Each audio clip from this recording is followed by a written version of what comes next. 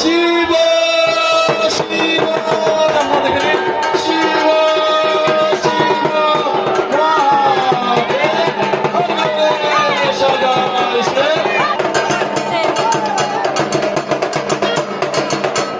আপনারা দেখতে পাচ্ছেন আমাদের সন্ন্যাসী পিতা বসীভূত হয়ে আছে। আমাদের সন্ন্যাসী এখনই